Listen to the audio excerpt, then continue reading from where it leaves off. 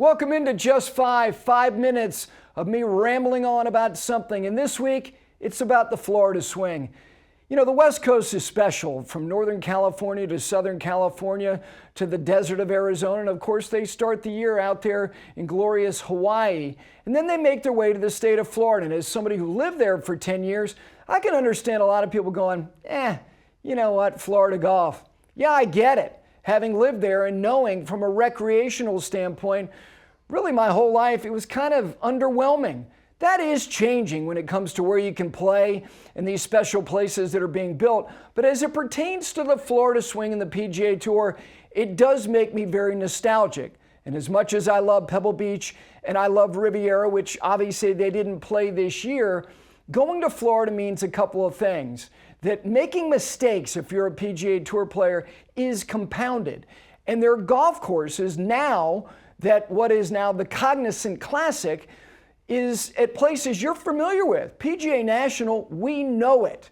And obviously you know Bay Hill and you know the stadium course, and people have become far more familiar with the Copperhead course, and that has become, at the Valspar, something that fields are better, golf course is well respected. But think about the history of the Florida swing, because when I was growing up, I really felt, and again, as much as I love Pebble and Riviera, there was something about Doral. There was something about how the Blue Monster brought guys to their knees. And in actuality, it never really did, but it's because of the overriding feature that is so predominant on all of these sites that we're going to see over the next 4 weeks. Make a mistake, you're going to get punished with impunity.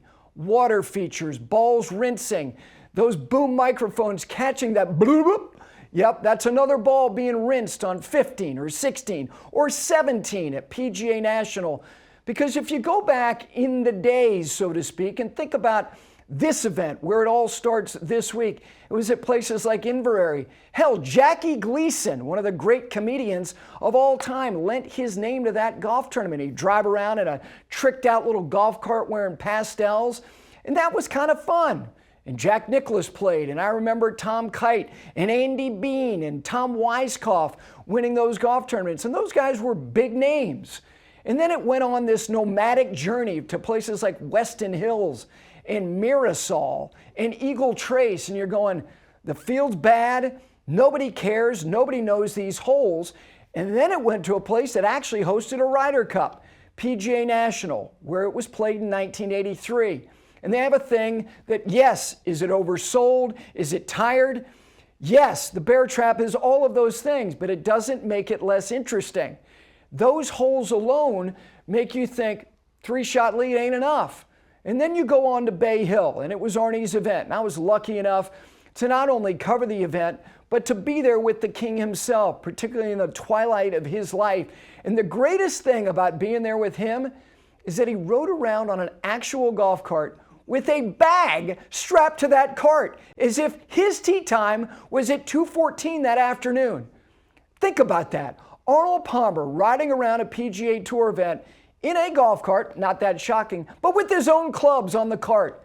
Nobody loved it more than he did. And that golf tournament is now among the most challenging.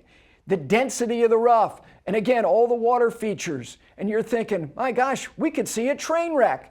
And of course, Tiger's history there in winning year after year after year. And the handshake with the king at the top of the hill coming off the 18th green.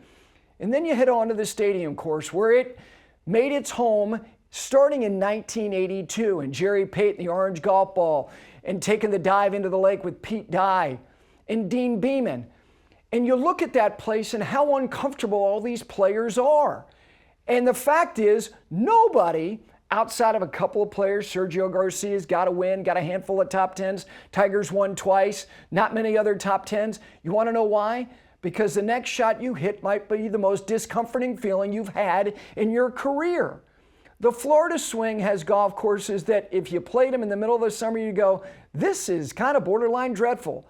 But what it's not is as a month-long TV show where you're looking for carnage. The Florida swing delivers, and that's why we start this week at the Cognizant Classic all the way through the Valspar, and I will enjoy every solitary moment. That was just 5 this week on 5 Clubs.